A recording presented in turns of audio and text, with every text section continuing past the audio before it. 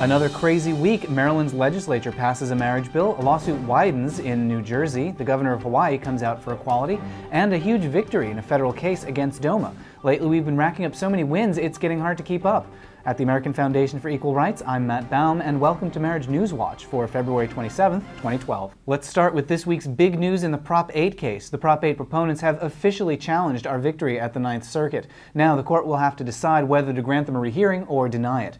If it's denied, the proponents would probably take their case to the U.S. Supreme Court. Either way, AFER expects its string of victories to continue uninterrupted and won't stop until we've achieved full federal marriage equality.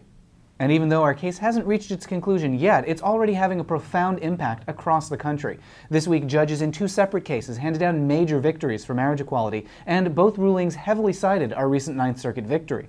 The first case is a lawsuit involving DOMA, the federal ban on marriage. For a thorough breakdown of the ruling, Ari Ezra Waldman's article on Toll Road is required reading. But the important takeaway is that the ruling was a win on every possible level.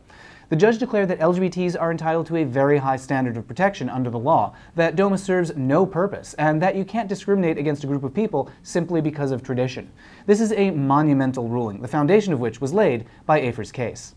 The second victory this week was in Maryland. Last year, the legislature narrowly failed to approve a marriage equality bill, but this time around they've given it the green light.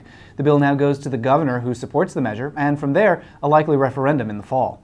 Polling in Maryland is very close, with 51% in favor of equality to 44% opposed. That's about where the Prop 8 campaign was at this point in 2008, so it's possible that Maryland could lose marriage equality before it even starts.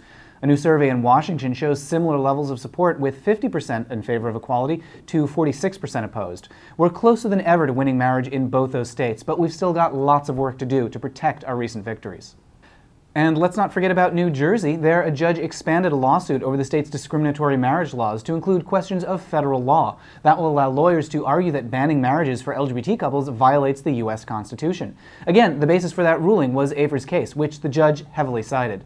Elsewhere in the country this week, the governor of Hawaii has stated that the state's ban on marriage equality is unconstitutional. Orlando lawmakers are moving forward with a domestic partnership registry.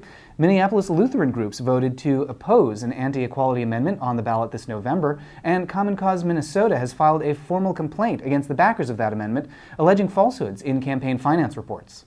A new report in Colorado shows that the pending civil union legislation could generate $4.8 million in the first 3 years. For that reason, and others, the measure has picked up an unprecedented level of support among Colorado Republicans. Internationally, the Prime Minister of Australia said this week that marriage equality is inevitable, even though she herself doesn't support it yet. Professor M.V. Lee Badgett, who is one of AFER's witnesses in the Prop 8 case, reported that marriage equality would generate around $100 million for whichever Australian state legalizes it first. And meanwhile, the state of Queensland began issuing civil union licenses this week. And while we work to turn the tide of public opinion in the U.S., a new survey in Ireland shows that 73% of voters favor marriage equality.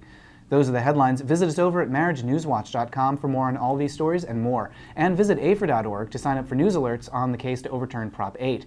Next weekend is the LA premiere of 8, the new play by Dustin Lance Black about the Prop 8 trial.